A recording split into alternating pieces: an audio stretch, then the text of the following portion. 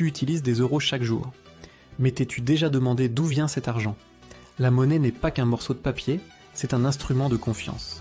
Elle a 3 fonctions principales consistant à mesurer la valeur, unité de compte, faciliter les échanges, moyen de paiement, conserver la richesse, réserve de valeur. Une petite partie de la monnaie circule sous forme de billets ou de pièces. D'après la finance pour tous, plus de 90% de la monnaie existe sous forme électronique, sur les comptes bancaires. Les pièces et billets sont produits dans des lieux ultra sécurisés.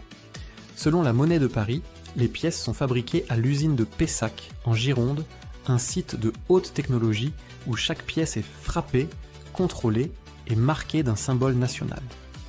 Les billets, eux, sont imprimés à Chamalières par la Banque de France sur un papier spécial à base de coton pur, équipé de fibres de sécurité, d'hologrammes limitant les copies. Mais contrairement à ce qu'on croit, ce n'est pas ici que la majorité de la monnaie naît, car l'essentiel de la création monétaire se passe dans les banques commerciales. Lorsque tu empruntes de l'argent à une banque, celle-ci ne te prête pas l'argent des autres. Elle crée de la monnaie nouvelle en inscrivant simplement le montant sur ton compte. C'est ce qu'on appelle la création monétaire par le crédit. Chaque fois qu'une banque accorde un prêt, elle augmente la quantité de monnaie en circulation. Et quand ce prêt est remboursé, cette monnaie disparaît.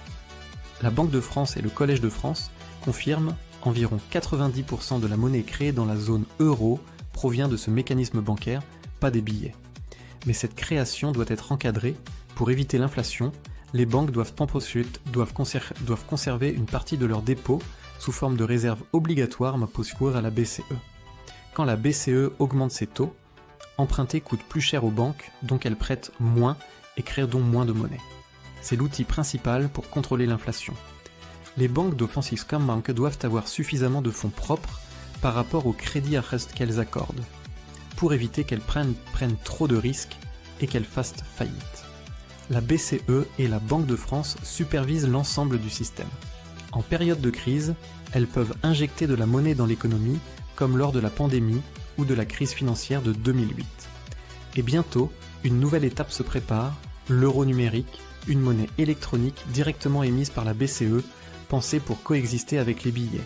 Les tests sont en cours et ça pourrait arriver dans quelques années. Voilà, maintenant tu sais que la majorité de l'argent est créée par un simple jeu d'écriture comptable. Like et abonne-toi si cette capsule t'a plu.